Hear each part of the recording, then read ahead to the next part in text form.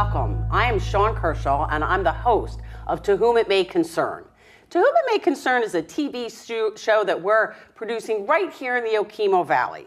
And we're talking to Vermonters of all ages and walks of life, whether they've been here for many generations or they somehow just found their way to this corner of our beautiful, beautiful state. We focus on sharing and cherishing and preserving our community history and our community heritage, particularly living, working, and playing in rural Vermont, which is where we are now. And these are stories that we don't want to lose.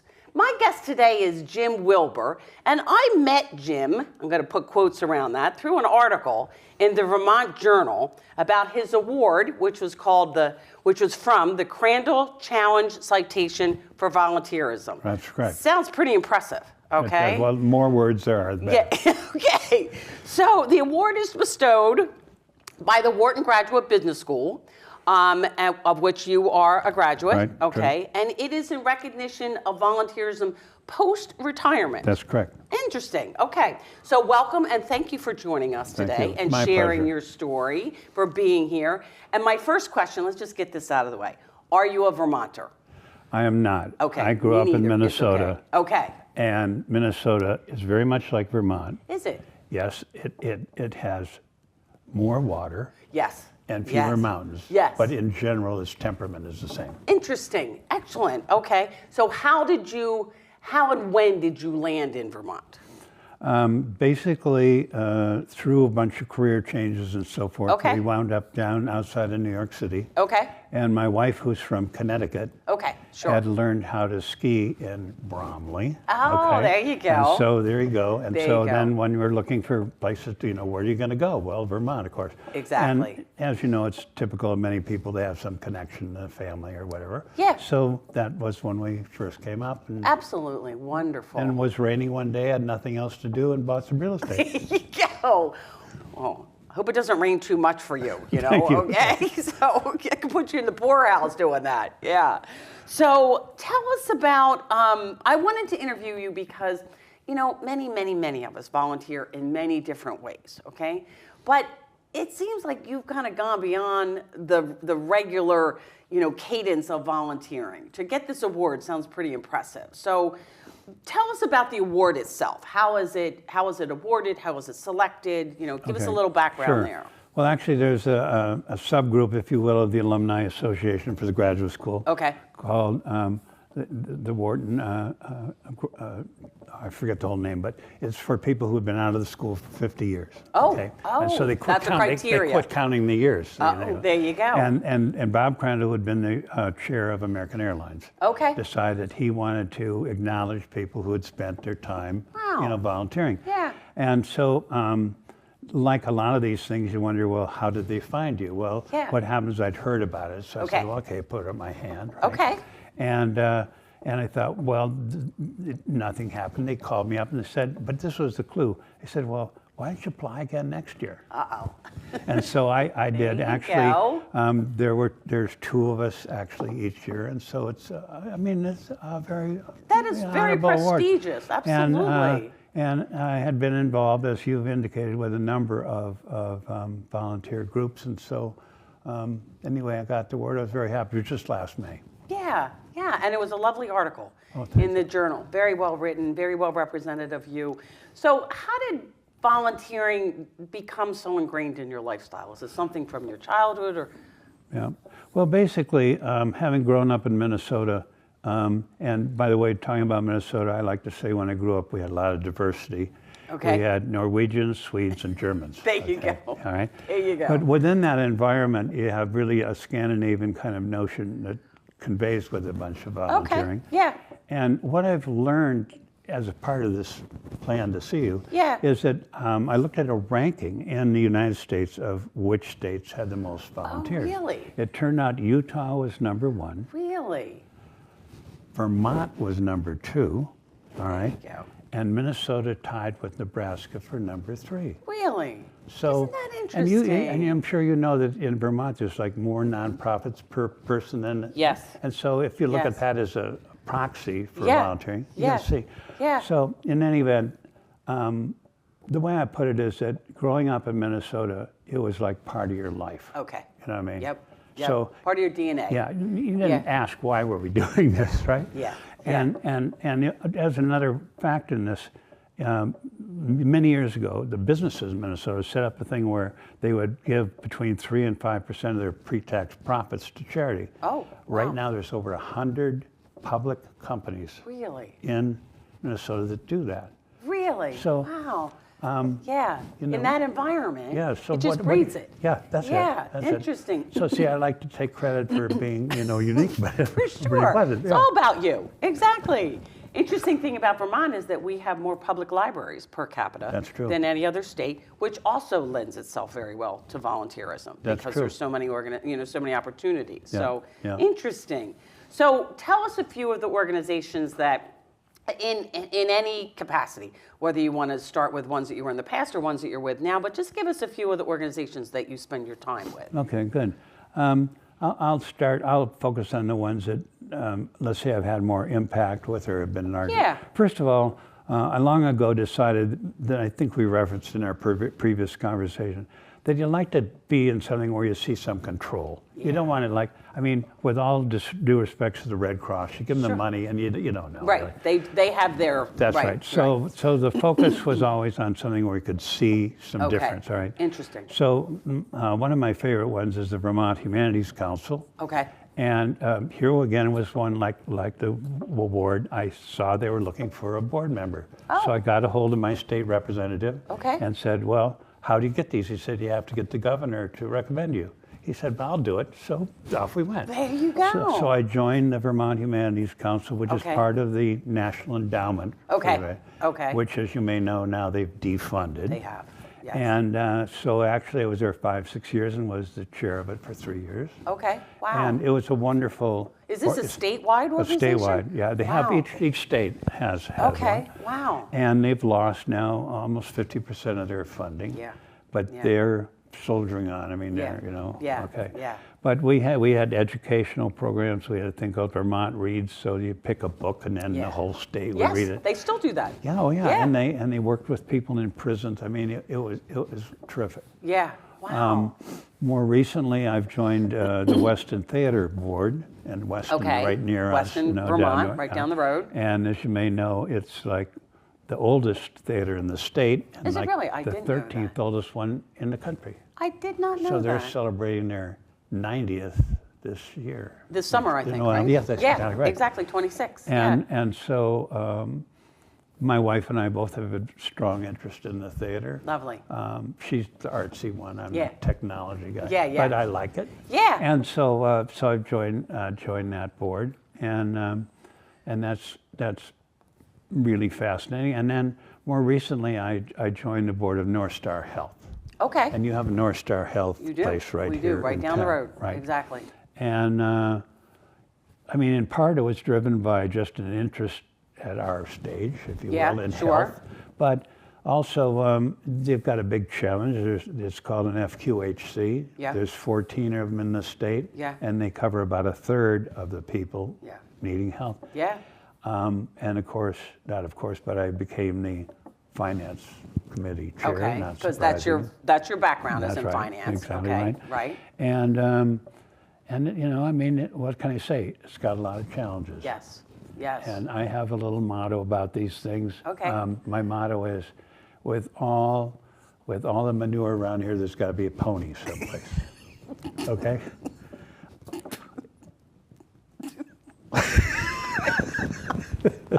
I love that. Sorry, we're going to take a moment to absorb that. Well, With all the manure around here, there's got to be a pony somewhere. People like to say, well, I'm an optimist. Well, this kind of conveys it. I think so, right? in the most basic terms. Yeah. Exactly. Excellent. Yeah. Lovely. So what does that take? Because you're retired now. Yeah. So what kind of time commitment? Do you kind of budget your time? Do you? I'm not going to do this one because it's too much. How does that work? No, that's an excellent question. I get a lot of joy out of this, as you can probably tell. And I'm a reasonably social person. I know that social things help you be more alert and attentive and stuff. For sure. And I enjoyed a lot. I mean, I used to play tennis a lot. I happened to tore my hamstring, so I'm not so active like that. Right. This is my main activity. Got it. My wife's got a music-oriented profession that she runs on her own. Okay. So that way we have time. She's working, I have time, and so forth. Yeah. So, and then you're underfoot. You're not underfoot exactly either. right. Exactly. You're out of the house. Of course. Yes, that's helpful for your wife. That's a benefit for her. Keeps the marriage, right? Exactly. So anyway, I would say about 60% of the time gets involved with one or the other. Wow, that's a commitment. Of these three organizations. Well, no, I'm off the Emeritus. Okay, so now you're on 2. But since you meant, no, I'm actually on 3. This is an interesting story, though. Yeah. A friend of mine who spent most of his career in advertising went back to Princeton Theological Seminary and became a minister. Wow. And as a senior citizen. Well, yeah. Yeah, good for him. And so now he's taken over a church in Peru. Okay. All right, he's a part-time minister. Right. And he wanted, let's put it this way, more skill set as his trustees. There you go. Okay. So he tapped me on the shoulder and said, would I go do it? Yeah. And that's another organization you're involved in. Yeah. Lovely. Yeah. Absolutely lovely. And as it turns out, it's Congregationalist. I grew up as a Congregationalist, so it fit. Okay, yeah. But like so many things. And Peru, Vermont, not Peru, oh, Peru. Yeah, right. Yeah, exactly. And Sorry like about so that. many churches now, I think they're, well, maybe always are more community oriented. Sure. So, I mean, put it in perspective, one of the trustees was Jewish, for example, till recently. Lovely. You know, I mean, you get really cross. Yeah. And it's a lovely group. I happen to like singing a lot, which connects with my wife. Okay. And so we had a Christmas Eve choir. It's the only day of the year we sang. Wow. And our local doctor directed the choir. Oh, there you go. And his name's Roger Fox. He's really well known in our area. Lovely. Okay. And so now the new gentleman, Steve Longley, has hired a person to do choir, so I'm going to sing once a month. There you go. So I get to So do now that. it's developed and more. Yeah. And that takes up about 60% of your Yeah. time. Wow. Yeah. Interesting. Yeah. So you sent me some information, which I think is so interesting, and I appreciate you doing it, about, you actually researched about the benefits of volunteering. Yeah. And I'm going to read this. I'm going to read this to you. Good, thank you. So volunteering tends to improve mood, purpose, overall psychological well-being while reducing stress, anxiety, and feelings of isolation. Yeah. Many studies also link regular volunteering with higher self-esteem, greater life self-satisfaction, and even better long-term health, which reinforces those psychic benefits. Yeah. Do those benefits resonate with you? Oh, absolutely. And how so? Well, I think first of all, as you get older, you know, your friends are disappearing. Sure. Right? For various reasons. They went to Florida or whatever they happened, moved. right? Yep, exactly. And so it has provided an opportunity to broaden those connections and with people then who have a similar interest. Yes, that's and true. And so in a way you could say it's selfish. You know, right? Yeah. Okay. It is. It's self-serving. Yeah. Sure. But on the other hand, as I like to tell my friends, I said, I don't want to suffer from arthritis in my remote thumb. Yeah. You know? Yeah. I mean, that's fair. And because for sure. you can make a choice, you get engaged or you're not. And exactly. And so it, and I think the other thing is it takes your mind off some of your own issues. Exactly. Right? Exactly. I mean, it'd be easy to kind of focus on your aches body and pains. parts and your aches and pains and what's not working and used to work a month ago or a year ago. You got exactly. It. And the other thing I think, when I've told my wife at that stage, I want to be sure to continue to look forward. Yeah. I don't want to reminisce too much about what happened. Exactly. And these things keep you then in the present. Yes, lovely. How do you, with these activities, how do you pace yourself? Do you join something because I have the availability on this day, or how do you pace yourself? That's actually very good. You got some good questions. Thank you. I really do. And you know, having been in several of these, part of them is because I have found that whatever I could bring to it, I brought to it. Okay. Okay. Okay. Yeah. Good point. And so what happens? For example, you mentioned libraries. Yeah. Just before I got on the Weston board and the North Star board, Okay. I was on the library board. Yes. Well, one of my neighbors calls up and said, well, this woman who's working with me has gotten cancer. Would you join the board? I need help, right? Perfect. So I Right. joined the board, and I joined the board as the finance person, shockingly, Right. But the building's falling down. It's leaking. Yeah. The toilet doesn't work. And I mean, one thing, so suddenly I'm getting it all fixed, right? There you go. And then once the And library, now it's, right. okay, we're done with that. Scope creep. Yeah.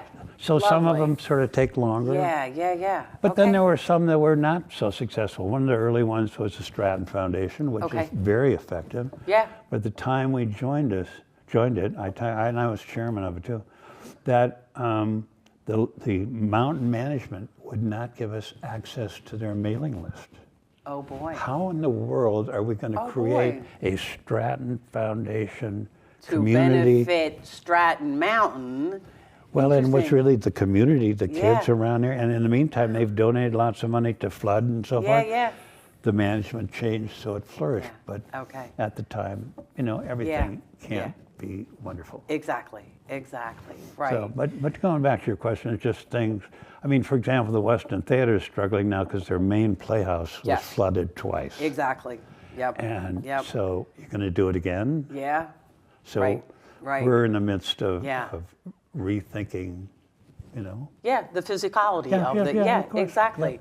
So I'll just add as an aside, I know that you volunteer for the library because when I read the article, there was no contact information Yeah. for you personally in the article, of Okay. course, which there wouldn't be. Yeah. Okay, so it said that you volunteered for the library. Well, I called the library. Oh, you did? And I said, can you give me Jim Wilbur's phone number or email? And they gave me your email address. Yeah, so good. not very secure there, but that's a very Vermont thing. I told him who I was. Yeah. I told him what I wanted. They was like, Jim will probably be interested in that. Yeah, here's his email Well, yeah, address. good. So, Yeah, yes, that's that's good. how I contacted Yeah, you. yeah. So how do you go about finding the right fit for the organization? I'm sorry, the right fit. For you. Like, for this me. is a good fit for Okay, me. all right, good. I'm just going to pop Yeah, it there. thank There you. you go. Thank you. Yeah. Okay. Well, I think first of all, most of the things I've gotten involved with have to do with, let's say, benefiting other people. Okay. In other words, Okay, that's important I almost to was you. reluctant to join the Weston Theater because it seemed like it was my interest, and Oh, interesting. that by just doing that, Yeah, I'm yeah. going to go out and get money from Sean Yeah. to support my interest Got in it. the theater. Interesting. Okay. Yeah. And so, you see, the healthcare was trying to help somebody else. Clearly. And Yeah. the library was trying to help somebody else. Yeah. And yeah. humanity. So there was Interesting. that kind of theme. Okay. But so that's one of your tests. yeah, that's one of them. Okay. But then other things, are happening in your life, and really shortly after I left the Humanities Council, I wasn't doing anything really at all. Yeah. And I was getting kind of grumpy, and my wife said, you should find something else. Hit the road. I said, what are you going to do? Yeah. Throw darts? And then, I don't know, things emerge. Yeah. So Yeah. some of it's You just hear serendipity. something. Yeah, you hear something, somebody mentions something, But and Sean, it as perks your you interest. also know, with the number of nonprofits, Yeah, almost every group needs help. absolutely. And also Absolutely. you find that with the background in finance, it's very helpful. Yeah. I thought of it this morning. I mentioned to you I was down seeing the Wyndham group, the representatives from the state, Yeah. senators, Yeah. and Chris Morrow, whose mother and father owned Northshire. Okay, right. Is a representative. And when I heard each of them speak about things, he was the only one that really focused on the economics. Interesting. And it's always, I think, a balance in politics Sure. about we want to help, Yes. but is our pocketbook big yes, enough? exactly. And so it's just another example of not just nonprofits, but politics where you need some balance. Yeah, exactly. Yeah. One of my litmus tests, and the very most basic, is the fun factor. Yeah, well, good. Is it going to be fun? Yeah. And if it's not going to be fun, it's not for me. And if it is going to be fun, I'll work my butt off as long as it's fun. But once it stops being fun, then maybe I'm not your person.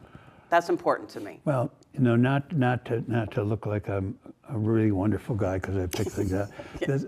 I'm really close number 2, and maybe number 4 is that too, because the Weston board is wonderful. I love the people at Yeah, North Star. exactly, and right. all of them. And as you say, if it's not reinforcing that. Yeah. I mean, and you can't keep your interest up. Exactly, exactly. And then you're not serving them. Nope. And they're not serving That's you. right. So, I think that's something that I'm hoping the folks that listen to this and think about, where would I be a good fit?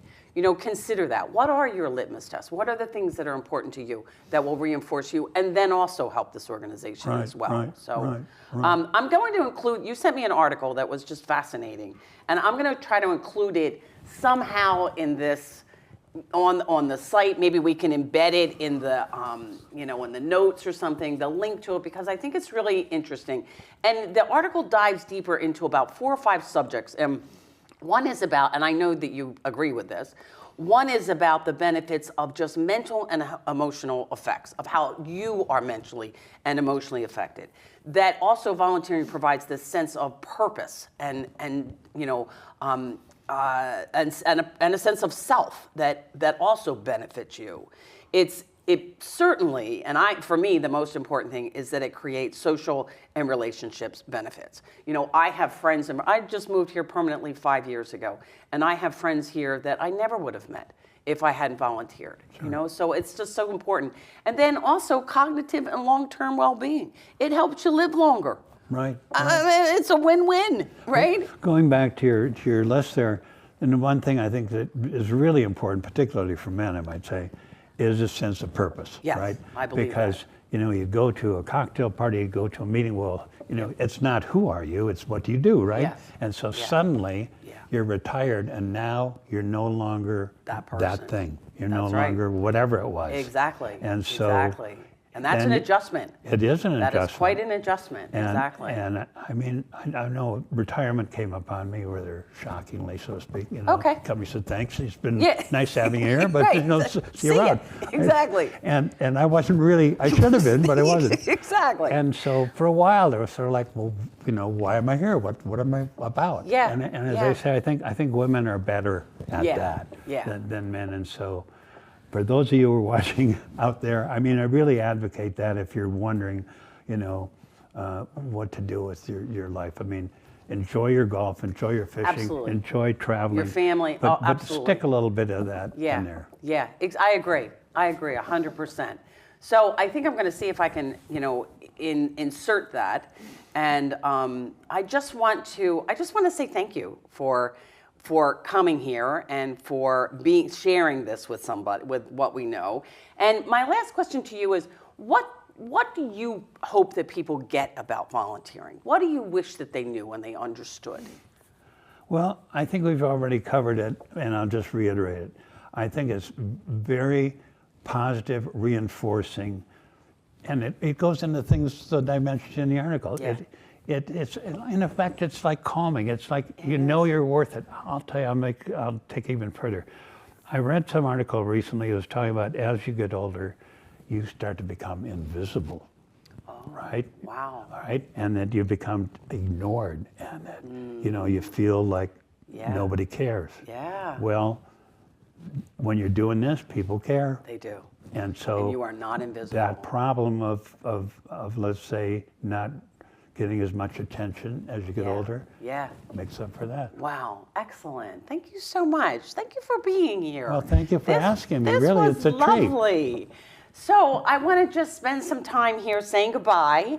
And I want to thank our audience for spending time with us and listening to these stories. And maybe you know somebody that you think would be a really good fit for this show. Maybe it's your grandmom or your uncle or your sister-in-law, or maybe it's you, okay?